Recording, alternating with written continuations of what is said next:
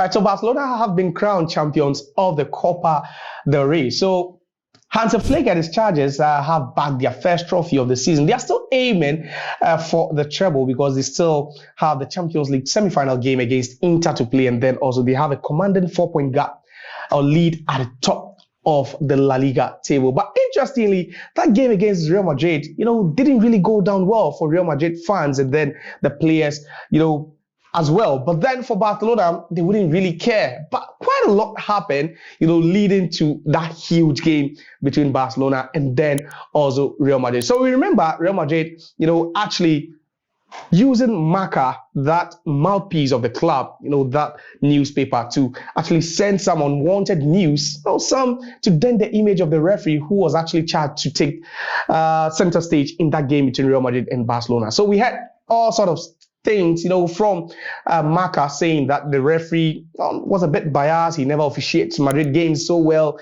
And then whenever he officiates a game involving Madrid, then they stand a chance to even lose, or they stand a bigger chance to lose than to win. So quite a lot happened. But then later on, Florentino Perez and the Real Madrid, club came out to issue an apology saying that they would never do such a thing. And there was no truth, there was no iota of truth, from what BARCA posted. But then the game started on a very good note. Pedri scoring first for Barcelona. You'd be thinking it was going to be one of those, games involving Barcelona and then also Real Madrid, because heading into the game, twice these two teams have met, once in the La Liga and then also another time in the Supercopa España final, and all went in favor of Barcelona. They won by an aggregate scoreline of 9-2. So right after Pedri scored, you were thinking that yes, it was going to be an avalanche of goals. It was going to be, baptism of goals for Real Madrid. But then in the second half, we saw Kylian Mbappe equalize through,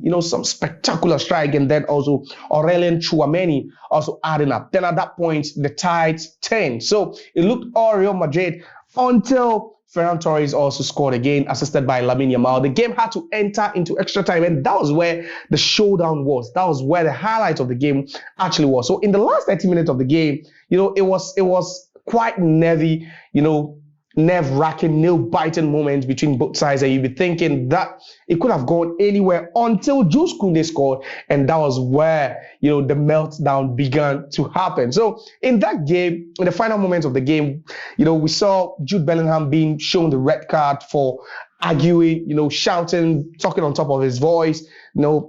Later we also saw, Antonio Rudiger just try hitting the referee with an object, which since he has come out to apologize. Not just that as well, Lucas Vázquez was also shown a straight red card, and then Carlo Ancelotti, who is manager of Real Madrid, was also shown a yellow card. So in the dying embers of that game, the game that traveled into extra time, saw lots and lots of actions, and incidents, was actually marked by some controversial circumstances. Madrid players claiming that the referee was so biased and, his officiating was so poor during the game. But Barcelona fans felt like, see, we're the better side. We deserved to have won it. But then attention is also for Barcelona would rather now turn to the UEFA Champions League, where they get to play Inter Milan in over 2 legs in the semi-finals of that competition.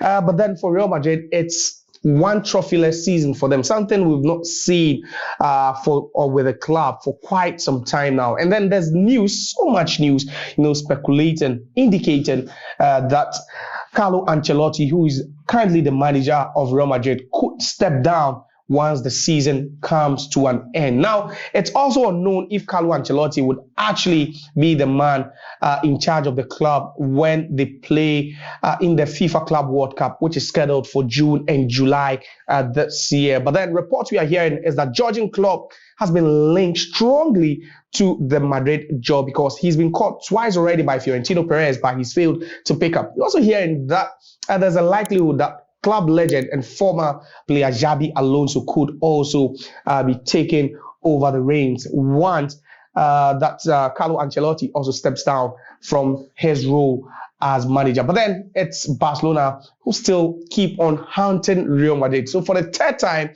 this season in the Clasico, in 3 different competitions, they ended up beating Real Madrid. But then there's one more Clasico to play for, and you'll be asking, can Real Madrid finally break that jinx.